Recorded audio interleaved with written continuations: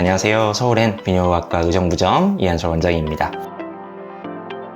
자, 지난 시간에는 어떤 전립선 비대증의 치료의 방식 중에서 시술적 치료 중 하나인 리줌 시술에 대해서 설명을 해드렸는데, 오늘은 그러한 리줌 시술을 멀리까지 굳이 가지 않으시더라도 댁 근처에서 연고지 주변에서 편하게 받으셨을 때 어떤 장점들이 있는지에 대해서 한번 이야기를 나눠보겠습니다. 수증기를 쏴주신다고 하셨는데 맞습니다. 이게 효과가 즉각적으로 나타날까요? 사실 이제 그게 기존의 치료 방식들과의 어떤 차이점이기도 합니다. 이제 직접적으로 깎아내면 시술 직후에도 바로 큰 효과를 볼 수가 있겠지만, 리줌 시술은 수증기에 전립선 비대 조직이 노출이 되고 괴사가 되면서 천천히 흡수가 될 때까지의 시간이 필요하기 때문에 효과가 아쉽게도 바로 나타나지는 않고 한 1개월에서 3개월 정도까지 크기가 지속적으로 줄어들면서 효과를 볼 수 있는 시간이 다소 필요한 그런 치료의 방식입니다. 그 기간 동안 증상이 계속 나타나고 있을까요? 자, 개인적인 차이가 좀 있지만 어떤 분들은 시술을 하고 2주에서 한 달 정도만 지나도 금방 또 크게 개선이 되시는 분들도 계시는데,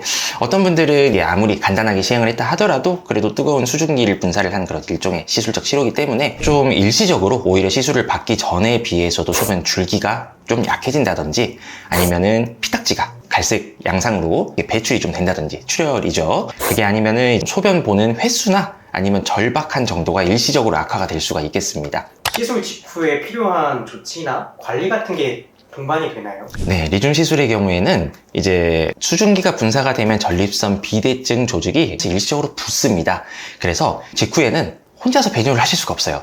그래서 소변줄이라는 기구를 한 3일에서 일주일 정도는 몸 안에 좀 넣어 두셨다가 이제 그걸 나중에 빼낸 다음에도 스스로 소변을 보실 수 있는지에 대한 확인을 하는 그런 과정이 필요합니다. 간병을 받아야 될까라는 고민도 많으실 것 같은데 혼자서도 처리가 가능할까요? 자, 일단 그 소변줄이라고 하는, 어떻게 보면은 좀 공포스러울 수 있는 이제 그런 처치죠.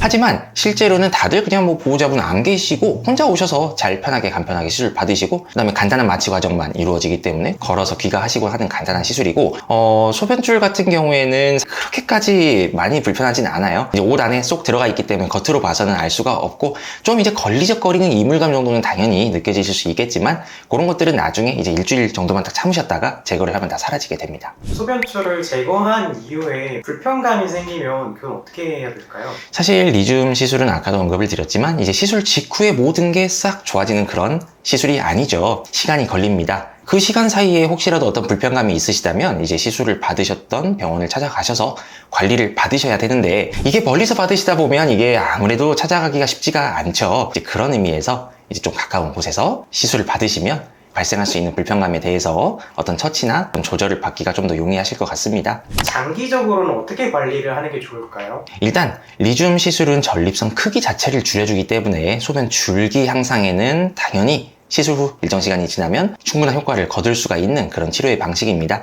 그런데 이제 소변 횟수하고 연관이 있는 증상들은 경우에 따라서는 시술을 잘 받으셔도 남는 경우가 있어요. 시술 후에도 약물 투약이라든지 증상 관리라든지 그런 관리가 필요할 수가 있습니다. 또 시간이 좀 더 많이 지나고 나면 전에 없던 종양이 생길 수도 있어요.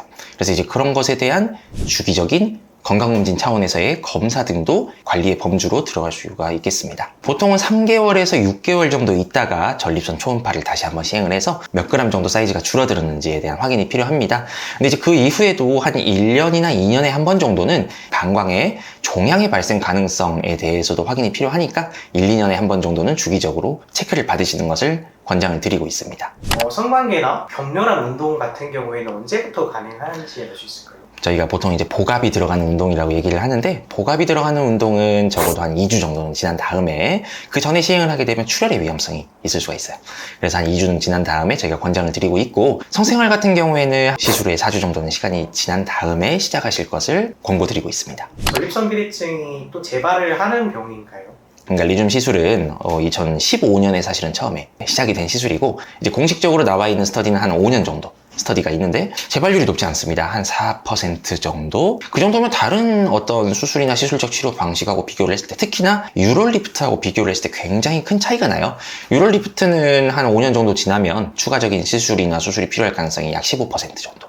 근데 리줌 시술은 한 4% 정도니 재발률은 현저히 낮은 것으로 알려져 있습니다. 비용적인 측면도 사실 고려를 안 해볼 수는 없는데 그렇죠. 이게 보험이 적용이 되는 시술인가요? 이게 이제 2023년에 비교적 최근에 이제 인정을 받은 신의료 기술이기 때문에 아직까지는 아쉽게도 보험 적용이 되지가 않아요. 그래서 이제 소위 말하는 비급여 시술에 들어가는데, 실손 보험에 가입을 하신 경우에는 이제 그 보험 약관에 따라서 다소간의 차이는 있겠지만 일정 부분은 이제 좀 비용을 보전을 받으실 수 있을 것 같습니다. 마지막으로 리줌 시술을 고민하시는 분들께 해드리고 싶으신 말씀 있으실까요? 자, 일단 리줌 시술은 이제 기존의 치료 방식들과 비교를 했을 때도 다양한 장점을 가지고 있고, 어떤 부작용이나 합병증, 어떤 출혈의 위험성 등이 적게 치료를 받으실 수 있는 아주 좋은 최신의 치료 방식입니다. 대신 그런 치료 효과를 충분히 거둘 때까지 이제 추가적인 어떤 처치와 관리가 필요할 수가 있어요.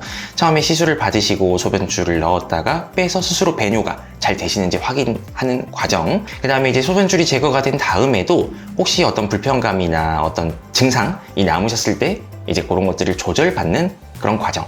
처음에는 아니었지만 시간이 지나면서 전립선이나 어떤 방광에 어떤 종양 등이 생길 가능성에 대해서 추가적으로 계속 지속적인 건진 차원에서의 관리를 받으셔야 하는 그런 필요성. 복합적으로 이런 점들을 고려를 하셔가지고 어떤 시술, 어디에서 시술을 받으실지 충분히 고민을 해보시고 결정을 하시면 도움이 되실 것 같습니다.